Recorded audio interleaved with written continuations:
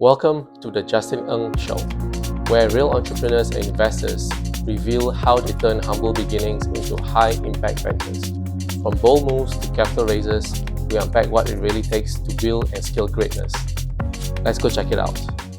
Welcome everybody to Justin Ng Show. Today's guest is Daniel Morales, founder of OPM Mastery and a credit strategist helping entrepreneurs unlock funding the smart way. We dive into how to build a bulletproof credit profile, avoid common traps, and use other people's money to scale your business.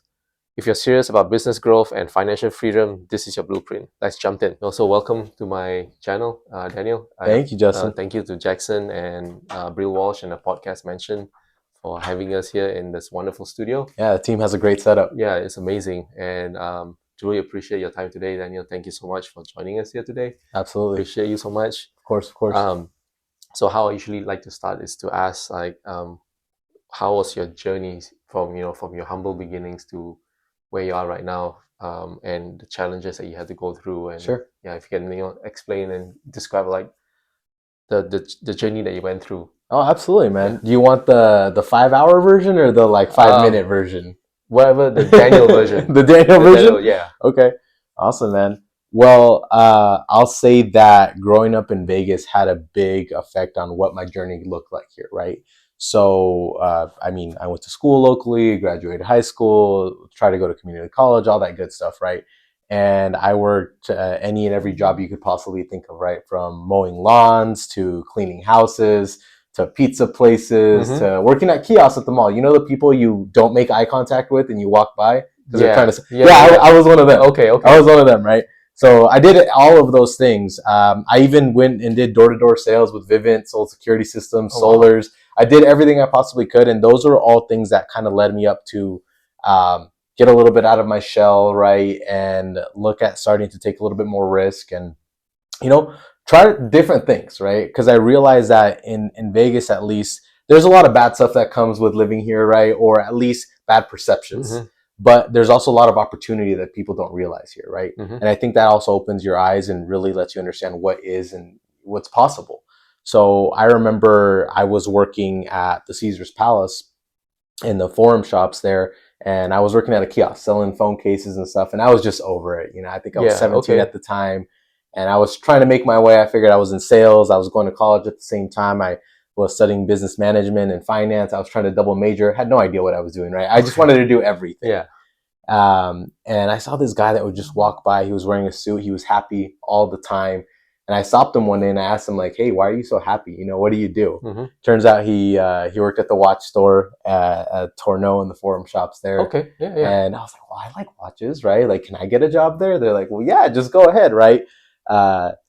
Needless to say, you're actually supposed to have a college degree, high-end sales experience. You're supposed to be able to speak 3-4 languages. You're supposed to be able to do a lot of things for that type of store. And that was the world's largest watch store. So it was a very high caliber type of job to get, even at the lower positions that were open to someone like me at the time, right? No, didn't graduate college. I barely graduated high school, right? And Nevada has a very low proficiency, right? I believe we had like a 1.6 GPA to graduate. I had a 1.67.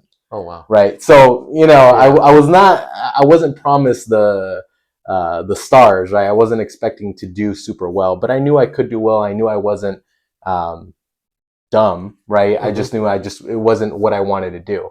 So long story short, I pleaded. I followed up for 3 or 4 months, and the service manager will probably laugh at this. I just kept calling and asked them if they hired anyone yet, until finally they picked up the phone and they said, Daniel, can you stop calling? You're hired. You can start Monday. Okay, just stop calling.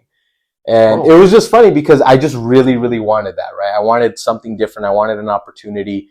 And for me, I thought like that was the best thing ever because I was going to be able to work with watches, see millions of dollars worth of stuff, and it's something I enjoyed. I could go to school and I was going to make $30,000, right? I was happy about that. Yeah. And this is what, 10 years ago, almost 9-10 years ago. Okay. So fast forward, I got hired making $12 an hour, right? Okay. I was told, hey, why don't you try out going to sales, right? You should try it now that you know a little bit about watches a couple months in. And about 3 months in, moved down to the sales department. about 3 or 4 months after that, I got to be a Rolex ambassador, one of the youngest ones in the country, which means that I got to mainly only work with the brand Rolex and only sell their watches, right? So that year, instead of making, $30,000, I ended up making 6 figures. Yes, that's amazing. Dropped out of college, right? Maybe not the smartest idea, Well, yeah. but that was my first taste of understanding that not money, right? But understanding that your possibilities in being able to accomplish something are a lot easier than you think if you actually put in the work and if you're willing to express the need for more, right? I don't know if you've probably heard the saying before, right? The squeaky wheel gets the grease or the oil, right? I just had to be the squeaky wheel at the beginning. I didn't have the background. I didn't have the knowledge. I didn't have the sales experience. I didn't have any of those things. I just really wanted an opportunity, right? And thankfully they gave me one, and it was great. I mean, I loved the industry. I learned a lot, fell in love with watches, started making really good money. Me and my best friend, we opened a drop shipping store back then. And, I'm talking a long time ago, back when it was easy. No one was doing it yet. Now I would not work out the same way, right? Right. But back then, and we did pretty well.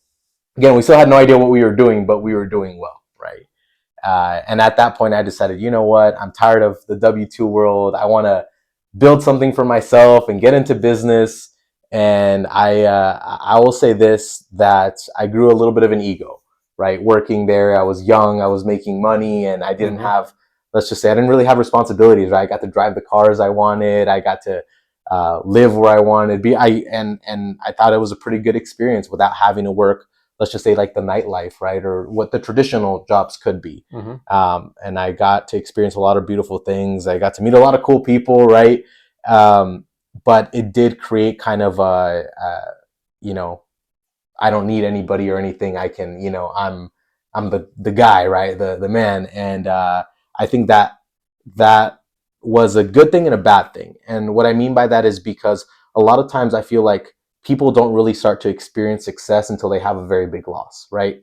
But it usually takes a lot more time before they create that ego and personality, lose everything, and then rebuild. So that happened to me at 21. So at 21, I left the job, lost everything, got into a ton of debt. I had no idea what I was going to do. And that's when the insurance industry found me. And I didn't really want to sell insurance. I didn't think that's what I was going to do. At some point in my life, I wanted to be an attorney. There was just a lot of different things, a lot of different ways it could have gone. Yeah. Right. And I got into insurance, and it was very humbling to have made multiple 6 figures and then make $30,000 your first year. Right. Especially, so I lost the cars, the money, the watch, everything. I had to start from zero again, and just kind of reevaluate what I wanted in a life, right? And again, also having still that chip on my shoulder, that ego, that made it a lot harder to get into business because, I thought I should automatically be successful. I thought that everything I learned and the experiences and the connections, that's what would have made me wealth, right? But it's not. It's not, right? And that was kind of the start of everything. We started making money. I met my fiance in the insurance industry. Right, okay. We opened our own offices. We got great mentors, great partners, great friends that we learned from it. Started making more money there. Got into the credit industry. Yes. Right. Yeah, we talked about that one. Yeah. That's the one we talked about, and that turned into something beautiful as well. But essentially, we just wanted to add more resources and help to the clients that we were already serving. And we realized that credit was a big gap, right? Because, you want to invest, you want to save for the future, whether it's 401ks, IRAs, TSPs, any retirement, savings, it doesn't matter, right? But the reality is people have a lack of discretionary income. And the main reason is because of bad credit, right? And the reason I say that is because, if someone with really good credit, let's just say they move states, right? They want to get into a new apartment. Well, they come in with a 750 credit score, and that's it. Their deposit might be $100 or $50, right? And then they get maybe a first month free and a second month free 5 months later, and all these benefits just because they have good credit. They turn on their utilities. They don't have to do deposits. They don't have to do anything.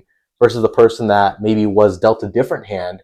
Now they're coming in, same exact apartment. They're putting up $2,000 for a deposit, plus first month's rent, another $2,000, plus now an additional security deposit, right? For having a higher risk profile, and just for them to turn on the internet, Cox is going to charge them another $100, and electricity.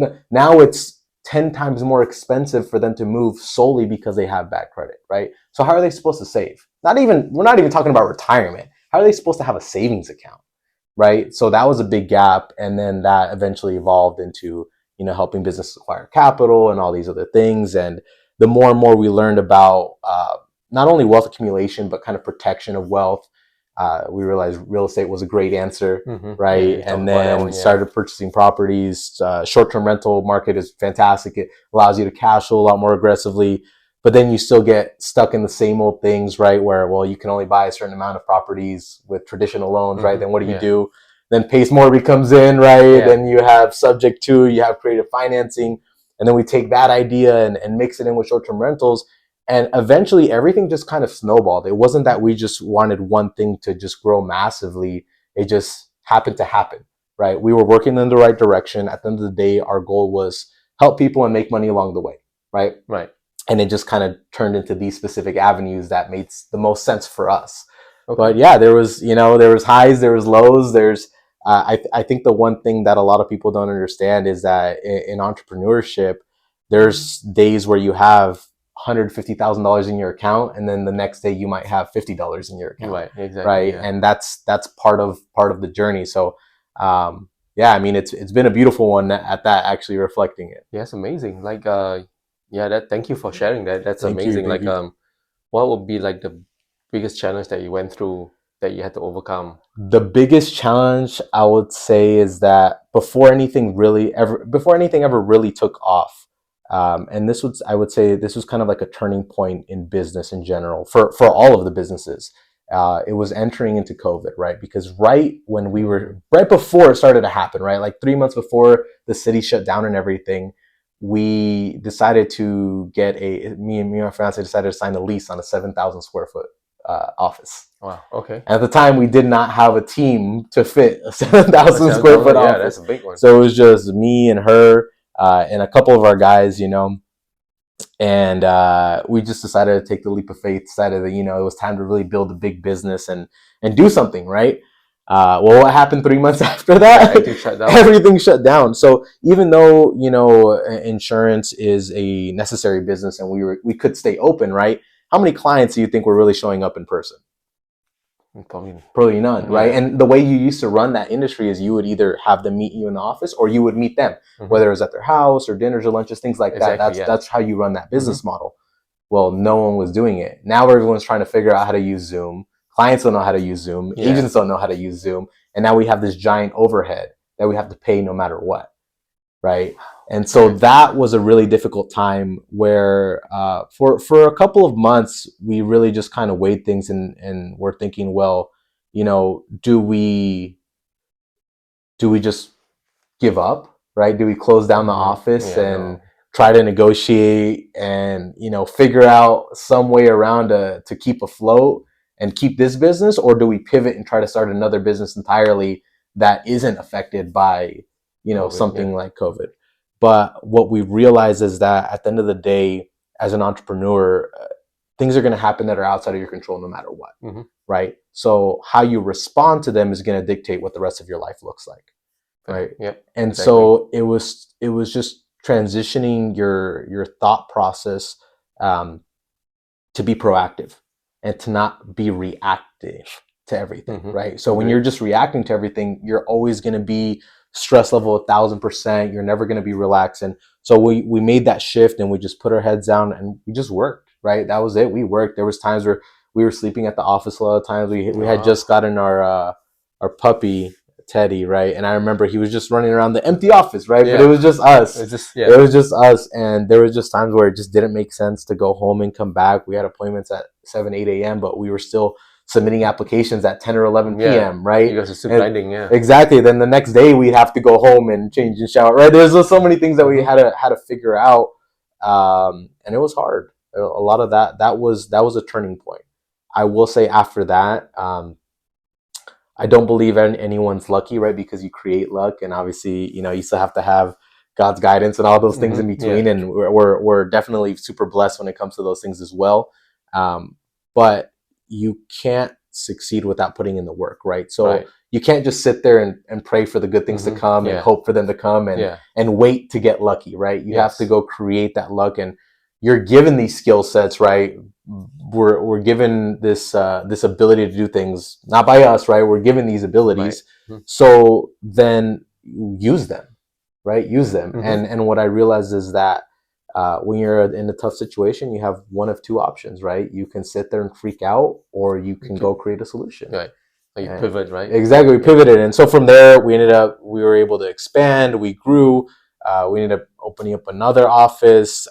The credit business turned around, right? That was super cool, and we've seen tremendous growth with that. We were able to start purchasing real estate Yes. and short-term rentals, and Yeah. then that cash flow, and then being able to create the life that we have now, which was very, very different, right? I would say for about 6 years or so, 5, 6 years, it was day and night work. working, Saturday mornings, 8 a.m.s at the office. Yeah.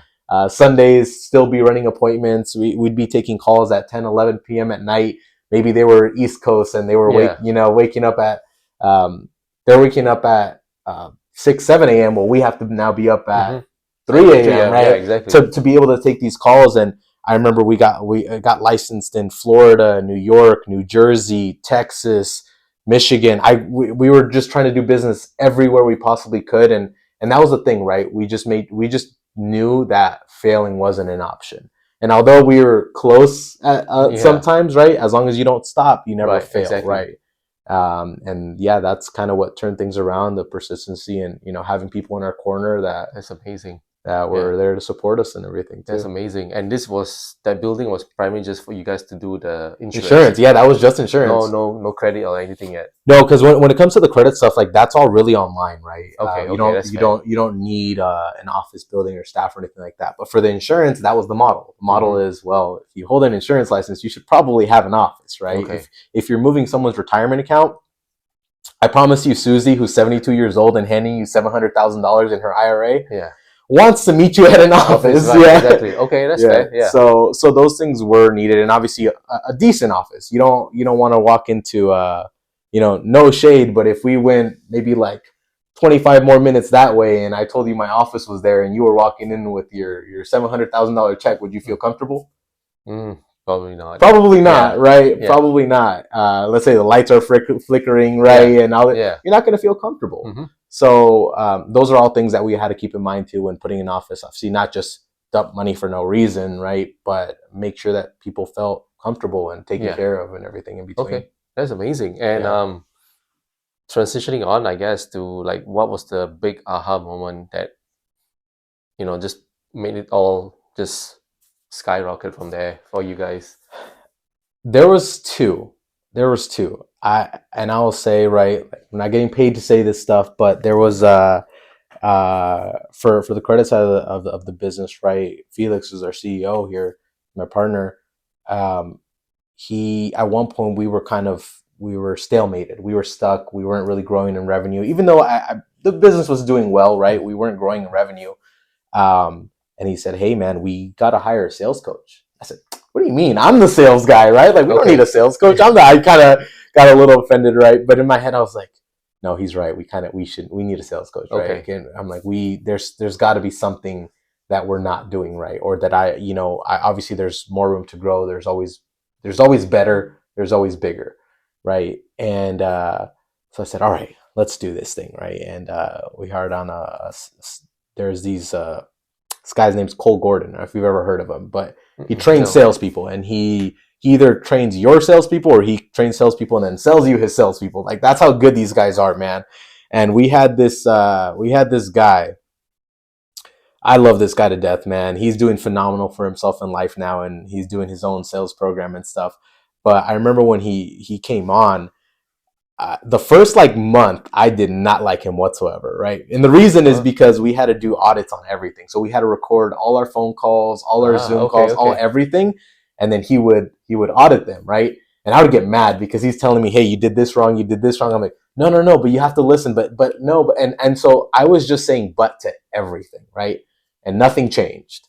And finally, I was like, "Okay, obviously what I'm doing is not working. Mm-hmm. There's money being paid to this person to fix this, and I'm still resisting. Yeah. So I was like, all right, Daniel, let go of the ego. You already did this once before to yourself. Don't do it again, and start paying attention. So, okay.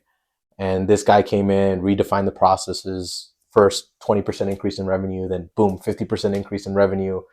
And this guy was just, and the thing is, like, I give a lot of credit to him, but the reality is the system is amazing, right? And the reason I give him credit though is because he got us to listen, right? Because you can give someone the exact answers that they need to hear, but if they don't listen, Yeah. it doesn't matter. Nothing goes in it doesn't matter. So I think he was a great teacher, great at being, I think, instrumental in, you know, giving us that pivot. But I took that knowledge and information and applied it to everything that we were doing. Not just the credit business, but everything in between. And then from there, the second aha moment, the transitional period, would be kind of just truly understanding what your time is worth, right? And so what I mean by that is, yes, you can help a million people and only make $1 off each person and still be a millionaire, right? Mm-hmm. But at the end of the day, where do you have your most impact? Figure out where your most impact is, have the skill set to communicate why you can have that impact, Exactly. Yeah. right? And that's where you can profit the most. And that's where you can start truly living your life, right? And what I mean by that is so much in entrepreneurship, regardless of whatever industry you're in, right? Real estate, loans, credit, insurance, door-to-door, solar, whatever it is. A lot of these guys always talk about just the grind, right? And the only vacation they get is when they go to a different city to keep grinding, right? Okay. To keep grinding. Yeah. Versus taking time off and just disappearing and enjoying time with your spouse, your kids. I don't have kids yet, but when I do, right, your kids, your family, and just enjoying them, right? Because at the end of the day, that's what all of this is for, right? If it's not, then I mean, grinding. what's the point, right? What's the point? Mm-hmm. Agreed. And once those two things together that I talked about allowed us to start living that life, right? So now it was finally being able to travel the way we wanted to travel and really just being able to go out there. We just came back. We were in Colombia and Bolivia. We were gone almost a month. Wow. We weren't even supposed to be gone a month. Okay, that's amazing. And we got our tickets out there. We never bought return flights, which I found out you're not supposed to do when you go to Colombia. Oh, right. Okay. So that ended up being a lot more expensive than it should have been. Okay. Yeah, you need an exit flight before you go to some of those countries. I hear you. I've been through that before. Yeah. Yeah. So I didn't know. Like at the gate, they're like, "Hey, if you don't have your exit ticket, you cannot board." Mm-hmm.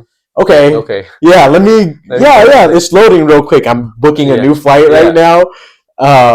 But it was really cool. It was different because you can go and just live. You know, you can actually live your life versus just, you know, you're going, but I have to hop on this call. I got to do this. We should just go back tomorrow, right? You can actually live and enjoy your life when you have the correct value for your skill set, right? Because you can be in the same industry, but if you're not getting paid what you're actually worth or what you could be worth, then you're not making the type of income that actually changes your life. Yes. Right? You're surviving. You're just surviving. You can have a great business and be making less than a dealer at the Wynn that actually gets, you know, days off and vacation time and PTO and all that stuff, right? Their life might be significantly better than yours. So when you're creating a business, I think figuring out what type of life you want with that business is a big deal, right? It's a big deal. So, you know, if you're trying to make $100 million a year, yeah, you're not going to have a life. You know, but what's your balance? I mean, are you okay with 4 or 5 million a year, 10 million a year, correct? Yeah, 20 million a year? You know, you just have to find the right balance. Yeah, you need $250,000 a year, and you're happy with that. Like, you know, figuring that out is super, super important because otherwise, you're just on a hamster wheel. You have no idea where you're going. You could be making money, but there's no direction, right? Wow, that's amazing. That's so profound. And was that something you got for your mentor? That sales mentor you mentioned? Yeah, yes and no. I think just watching their lifestyle, right, and how they were building their things, that was important. But also, we've had plenty of conversations. You know, Carl is one of my oldest mentors. Right, you met him, amazing individual. He's family to me. You know what I mean? It's not even just about being a mentor. He's family. And one of the conversations we had early on when I first kind of got into the industry, in the insurance industry, right, I was working with him, is that he said, "Listen, Daniel," I said, "I promise you one thing. If you stick with me, however we do this, however we build this, I promise you we're going to build wealth. Whether that's in insurance or anything else that comes in between that, we will build wealth. Yeah. And he kept his promise, you know? Right, yeah. And does that mean that, you know, everything that, you know, was done together? No, but it also pushed me to do different things, right? When the credit stuff started happening, he's the one that actually told me, hey, go figure out how to do credit. I was like, Carl, I have no idea how to do credit, man. Like, And you figured out. I found partners actually because no, I still didn't know, right? I didn't necessarily, I tried learning and everything. I said, this is going to take too long. So why don't I just go find someone who's way better at this than I am and work with them, right? I was like, I can do sales, but maybe I'm not going to, I don't plan on trying to master credit from today to tomorrow, right? It's like saying this. Let's say I want to open a dentist office tomorrow. Well, am I going to go to school for 10 years to become a dentist and then open a practice? You can hire one. No, if I have capital, I can just hire a dentist and open one, right? It's kind of the same model, right? If I know they're better at it than I am, then why am I going to sit here, struggle, make it harder for myself when there's a direct path staring at me right there, right? So you got to figure out how to make those connections. Yeah, and you know that's kind of how it works. So he's the one that told me go do this. I said okay. He said we're gonna do business together. I said but you need to go build this. I said all right, I'll get back to you. You know, I'll let you know when we figure it out. I got to create some relationships and great friendships, and you know got to work with them and see them build that, and that's turning into something beautiful now where I'm helping the sales side as far as partnerships are concerned and franchises. So we're now franchising out and allowing people to white label our services basically too, nice. which is that's amazing. It's awesome, man. It's awesome. We literally funded I believe like 5 million last month alone. Wow. And this is not like, I want to be super clear with this stuff. Even though we have access to things like merchant cash advances and MCAs, this is not that. We're talking 0% interest business credit cards, loans, lines of credit, $3 million revolving line of credit, or, you know, $500,000 line of credit, or $200,000 in loans, or $200,000 in 0% interest business credit cards, right? It's capital that can actually be easily deployed that these people aren't freaking out about paying daily back. Yeah. Right. And and we've been able to start growing exponentially because of these partners. And, you know, there's people in adjacent industries, whether they're real estate or mortgage or maybe attorneys, right, that help with business structures and stuff. They already have all these clients.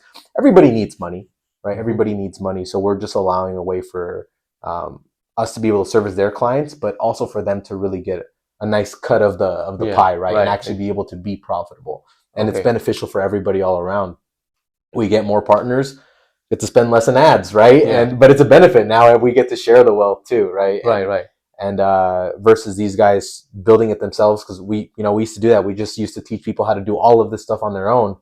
Well, how many clients can one person take, right? Let's say yourself, right? Justin, you come in and say, hey, you know, I want to get into the credit game. Great, we'll teach you A to Z, personal credit mastery, business credit mastery, repair if you need to, right? Learn how to get negatives off, how to get business loans, lines, even introduce you to relationship managers at certain banks so you can help your clients actually get approved, right? Okay, well, let's just say for the sake of example, right? You're making, I don't know, $5,000 to $10,000 per transaction for a client, right? But they're getting $50,000 to $100,000. So that's a good trade-off, right? Yeah. Well, how many clients can you handle on a monthly basis? With everything else that you're doing, you're investing, right? You're building your real estate portfolio. Exactly. You have all these things. Do you really have, like, how many clients could you take? 5, 10? Without pushing yourself to the limit, Right, and that's already rough, right? Yeah. What if I said, hey, Justin, listen, just bring us a client. We'll do everything. We'll even take the sales call. You just have someone that, hey, they're kind of interested in getting some money. Put it into our system, right? We'll have our salesperson reach out, call them, qualify them, close them, put a contract in place, onboard them, have our funding manager go in, do the audit, build the sequence, fulfill the back end, collect get them the capital they're looking for, collect the commission, and split it with you in half. Wow. Okay. Not bad, right? Yeah. But how many clients would you want to send us? As much as we can. And I can handle all of them. Right? Because we already have the infrastructure, the teams, the employees. We're able to scale, so we stop all the bottlenecks. For sure. So you can either have 100% of 5 clients or 10 clients, or you can have 50% of 30 clients or 50 clients, right? So it's beneficial on both ends, right? And that's been, this last year has been super cool to see. You know, there's brokers. I mean, don't get me wrong. You know, not everyone's making $40,000 a month. We do have some brokers doing that, but I mean, making an extra $8 to $10 grand a month, not just sending deal flow. Yeah. It's not a bad trade-off, right? Right. Not a bad trade-off. So Wow. yeah, and think about that, right? That type of business structure was literally because someone that I looked up to, that believed in me, said, "Hey, go build something," right? Go build something. And I think I will say that a lot of the times entrepreneurship is said to be really lonely. It doesn't have to be if you find the right circle, right? And I think you've experienced that as well with, Yeah, with exactly. your And teams that's here how I as met well. you. Yeah. And it's just, I guess it's just different. You know, I started going to meetups. I was just Yeah. real estate meetups. And then I started branching out. I met Jackson. Jackson told me about doing this podcast. And then he invited me to all events. I started going to events and I met all different people. I met you, I met Carl, I met John. Yeah. And everybody met on that day on Tuesday. So it's like, it's, you know, it's just different. Like it's so profound now. Like the things has changed. Like the way that the mindset has shifted and everything. Yeah. And like you say, right, you go through like that 5 years. You say you just keep working. And that's where I think I'm starting out right now, trying to build up that thing. Yeah. And and you know, just like you say, you build so much now, and you've gone through so much, and now you already have something, and you have the traction and everything.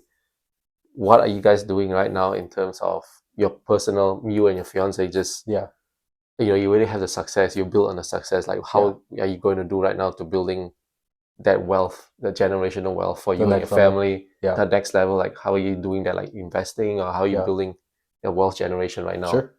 Well, it's kind of it's a trick question, right? Because right now we realize how much we neglected our health for so long. Oh wow! Okay. So that's the first thing. Uh-huh. Going back to health, I think is super important. That's true. And getting that to a standard, right?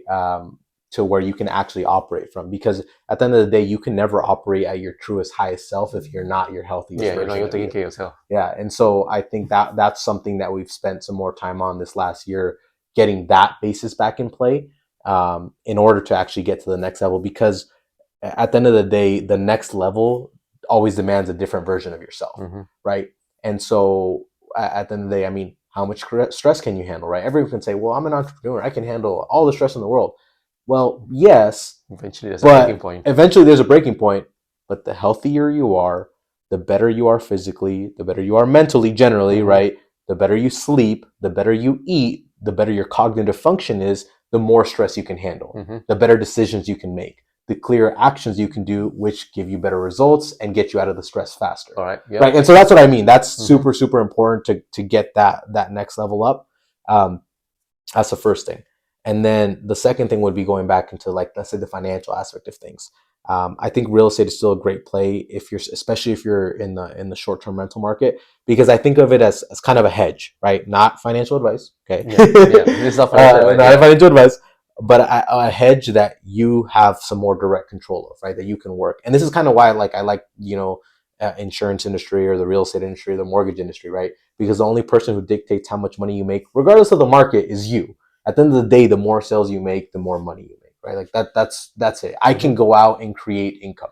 I don't have to wait on my job to give me another 50 hours to make more money. I don't have to wait on my boss to give me a promotion to make more money. I have the skill set and ability to go create money in these types of practices, right?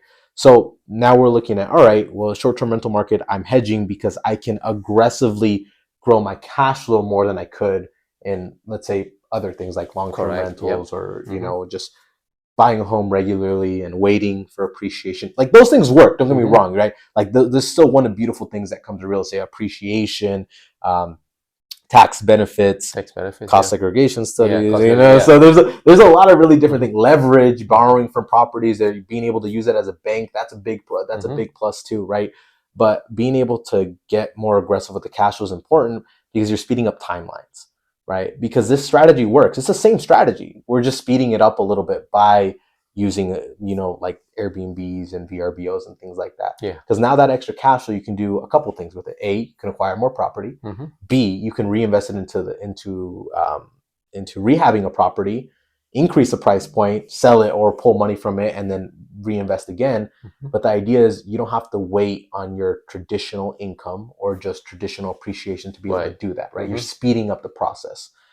For us, our goal is to look at, getting into, boutique hotels, 30, 40, 50 units. The real goal at the end of the day, I would love to develop. I would love to do luxury apartment complexes and, realistically, I mean, multifamily at 300, 400, 500 units, like that's where you want to be, right? Yeah. But it takes millions and millions of dollars to do that. So how can we get there in the fastest time process? The fastest, process would be something like boutique hotels, Right. or development is something that I've always dreamed of. And I remember back in, like, I would say 2019, I talked to someone about it, even though I was nowhere near, it was just a dream. I was like, hey, I wonder, what this looks like. And I asked a couple of buddies that one had an electrician company, one had like a plumbing company, right? And they were doing their things and they were working on projects for some of these bigger builders. Right. And so I said, hey, like, how much does land cost, right? How much does this cost? How much? Mm-hmm. And so back then I got some rough numbers, and I'm sure they've changed now, right? But I remember basically it would cost around $67 million to buy, say, about 2 acres, acre and a half to 2 acres, and build 300 to 350 units, 3 stories tall, in phases, right? Yeah. And so, like, I had it all planned out. I said, okay, like, if it's 67 million, well, I don't need 67 million, right? Like, I got to get a certain amount of money and they might let me build. And then they told me that a lot of these builders, and you see it in Vegas, right? Developments, they usually go by 3 phases, right? They start with one building. They start with they start with like 100 units. Yeah. They start building, start pre-selling all of them, right? Mm-hmm. And then, so maybe they only had, 5 or 6 million to start, but that gave them the 15 to 20 million they needed to get going, right? Correct. Yeah. And then once the first phase is done, they're like, okay, well, now I have something here, right? They go back to the bank. Hey, I need another 20 million. But look, I have all these already rented out. I have tenants. They're like, okay, cool. Now you finish phase 2. They're like, well, this is full now. Now I finish phase 3. Then I refinance the whole thing, cash out my money, and then do it again, right? And so I was like, oh, that's what I'm going to do. That was my plan, right? Development obviously is a lot more expensive now than it used to be. Yeah. We're talking, that was a long time ago. So it gets more expensive. The plan still remains the same, just figuring out where we're going to do it, how we're going to do it. We're even looking at now buying properties out of country as well, not just in the country. Just really diversify, right? Yeah. And we've seen people do this at the larger scale that are, in the short-term rental industry, or just building hotels. And, it's a strategy that's tried and true. We're just doing it faster, right? Because people do this all the time. They'll buy, a property FHA, they'll live in it, buy another property FHA, they'll live in it, and they'll do the same thing. They'll get to 10 properties, they'll sell it all, they'll buy some multifamily that appreciate. But I don't want to do this for 50 years, right? Yeah. We're 28 right now. I would like to be in a point where we can have that type of portfolio, by the time we're 35, 37. Nice. And just and actually build something, right? Yeah. We're enjoying life a little bit now, which is great, but I also don't want to have the money disappear in the next generation. Correct. Right? Yeah. Generational wealth, there, statistically speaking, goes away between 2 and 3 generations with just having a couple $1 million. I see what you're saying. It goes away, right? So how do you build the BlackRock, right? How do you that's generational wealth, right? That family is super wealthy, right? So how do you build that? Well, you build something that has kind of a snowball effect, that no matter what happens, it's going to continue to grow and grow and grow and grow, and you structure it correctly, right? And that's where you hire attorneys to teach you about trusts and estate planning and offshore accounts and offshore trusts, right? All these things to protect your money and your assets and all this stuff. So it's protected even from your family. A lot of people don't know this, but you can set up trust to say, hey, my child can only get X amount of money if they start a business or if they graduate college. Yeah. Like, if they're not doing well in life, they're not doing this, they're not doing that, they can only get living expenses, right? You can control all of that even when you're gone. And that's what wealthy people have done to build those big names. So that's the direction we're heading. There's still a lot of time left. Yeah. There's a lot of things that we can do that we're excited for and everything. And, just start different things too. At this point, like, just kind of have fun with it, right? A fiance and her friends they're starting a Pilates studio, something that they're passionate about, building a Latina community. I would like to one day go and open an MMA gym. Oh, wow. Not even to be profitable. Most gyms are not profitable, right? But how cool would it be to be able to dump 50 grand a month or 100 grand a month into an MMA gym because it's a passion you have and it's something you love, as long as it, at least sustains itself, because you can, right? And it does something good for the community or someone else. You might change someone else's life. You don't know. Right. And do those things and have, but build something that's so bulletproof that it can withstand those types of things. That's amazing. Yeah. So, and, Speaking of like like you said, like boutique hotels and multifamily development, have you ever thought of transitioning it to, instead of developing from ground up, like maybe doing more of investing like a value add? I have, but that would be kind of more of the model of if I were following like the Airbnb strategy, right? So like, let's say boutique hotel, I wouldn't want to Airbnb them probably the way they're set up. So I would do value adds there. Especially not on the West Coast, right? But elsewhere, you can find a lot of where there's extra land and you can really build on. Gotcha. There's land developments, RV parks are a big thing. Value adds to those are they're super super beneficial and they work out really well most of the time. So we'd definitely be open to something like that. But also, those types of deals can tend to take a lot longer. And the person that's going to have you exit from that type of deal needs to probably feel a little bit more security. Right? What I mean by that is, let's say, for example, right? We'll talk about a boutique hotel. Let's say, I don't know, 50 units, right? More in like forest area, maybe upwards of Texas, not Texas exactly, but not too close to the East Coast, somewhere around there, right? Okay. Or like cabin style boutiques, those exist, right? And let's just say, for the sake of the example, I don't know, you pick it up for 7 million, do $1 million in rehab, do another $1 million in add-ons, right? And obviously you can finance a lot of this stuff out, so it's not too bad. But now you have an asset value of, let's just say 10 million. We'll round up, appreciation, all that good stuff, right? Yeah. Cash flowing because we're turning it into an Airbnb. Okay, but the person that's buying isn't like you and I, because they want to hold on to this for longer, right? That's generally who you sell to when you have this nice big value add.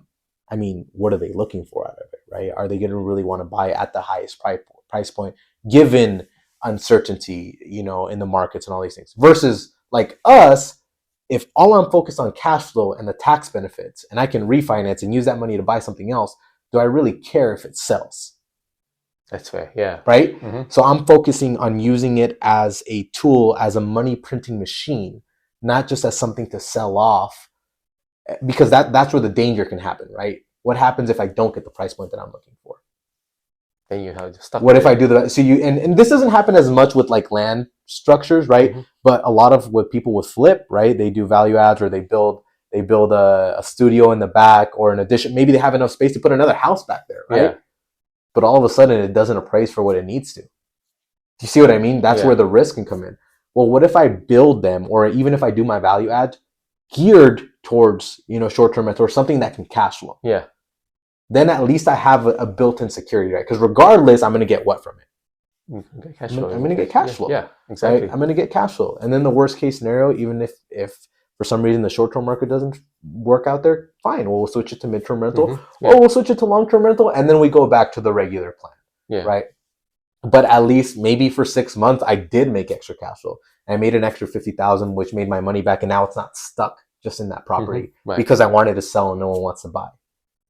Yeah. Right. Yeah. So I think value adds are great. I think there's a time and place for them. I definitely think you can take a lot more risk once you have some more properties. And obviously, if you're working with the right people, you know what I mean? You're working on the right teams. It's a lot easier to not mess up. But I often fear that sometimes people are so against hiring a coach that they're putting themselves in a very dangerous position. Because they're like, well, I saw it on TikTok. They said buy this land, do a value add, and I'm gonna have $250,000, right?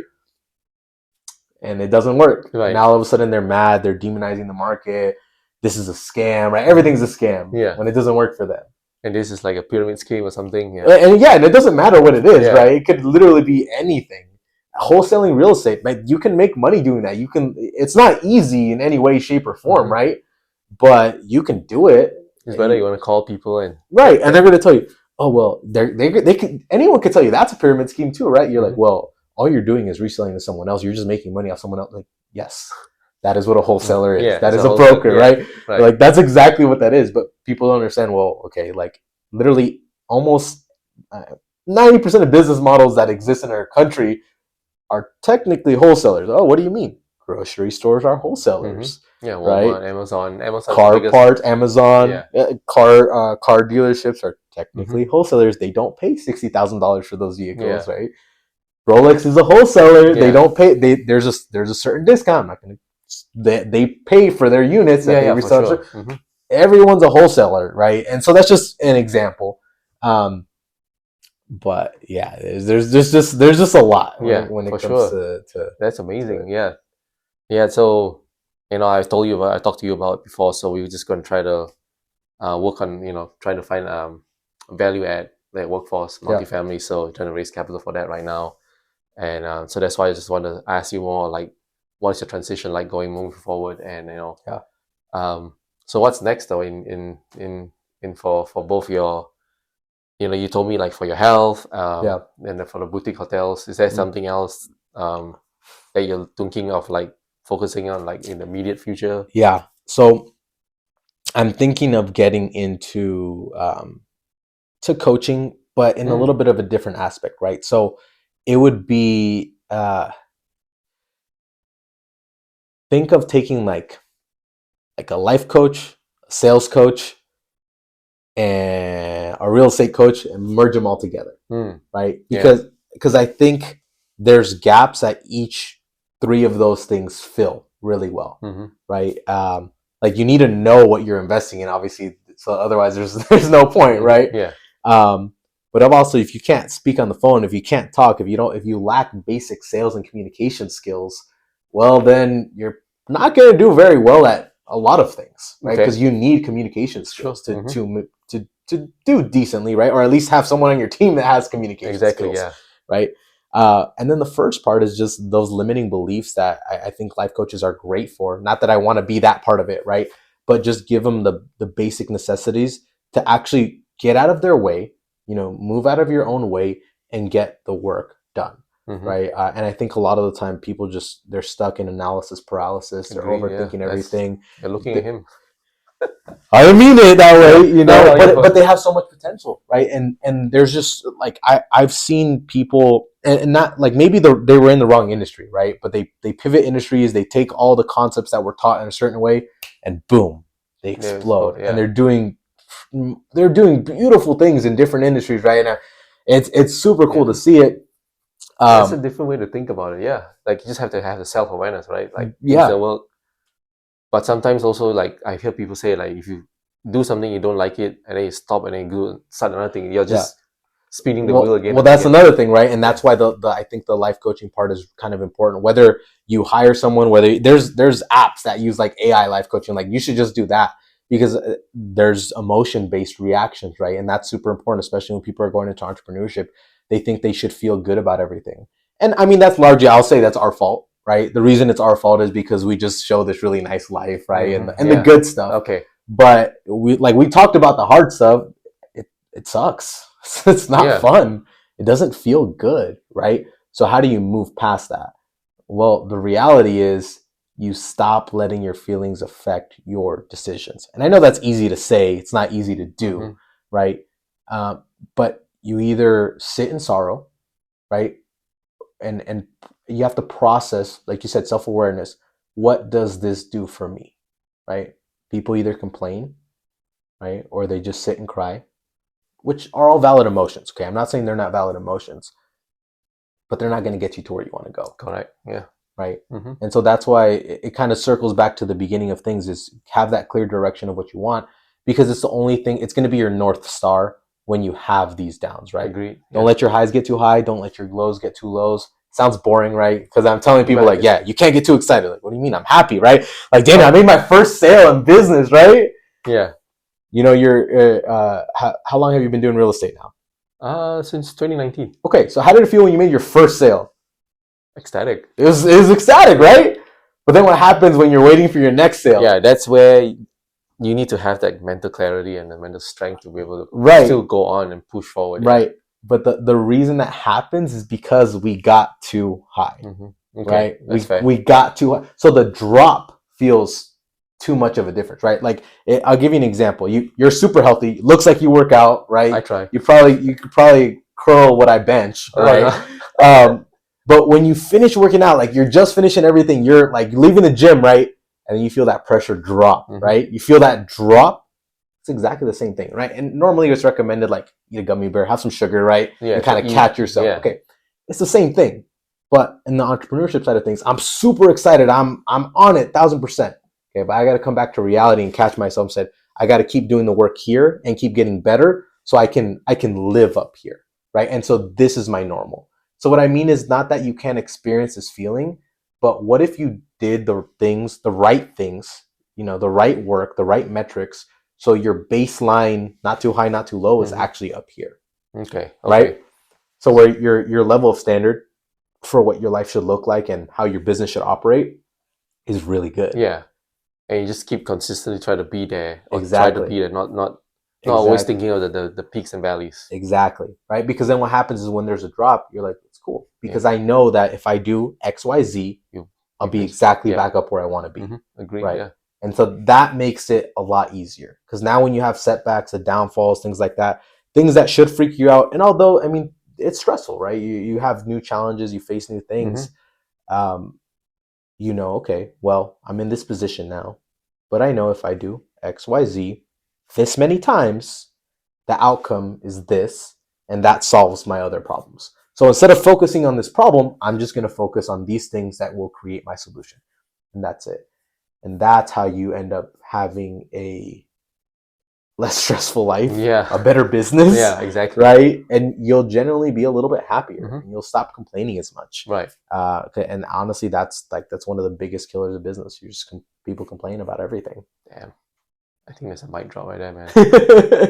Well, I thank you again, Daniel, for all your insights, your advice, of course, your amazing knowledge and experience in terms of like sales, life, health, businesses. So I truly appreciate it. And for the model of health, you guys want to look like him, right? I'm on my way. I'm on my way. I'm trying. But where can people reach you if they want to reach you for your credit building, getting business credit? Sure. And maybe in the future I'll do like for your life coaching. Yeah. So like, you can tell them where you can reach Absolutely. out. So just Google us, look us up, OPM Mastery, Other People's Money Mastery, right? Okay. OPMmastery.io.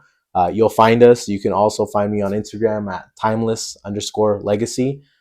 Guys, shoot me a message about whatever you need, right? Whether you're just starting a business, maybe you don't need capital just yet, but you want to be put in the right direction, the structure.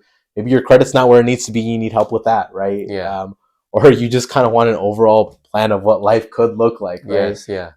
And keep in mind that whether I'm the person that can help you directly or not, thankfully, because of relationships and networking, things like that, I can probably at least point you to the person that can help you get to the next level. That's true. That's very true from the networking perspective. So thank you again, Daniel. Absolutely, man. I appreciate you having me on. And thank you again.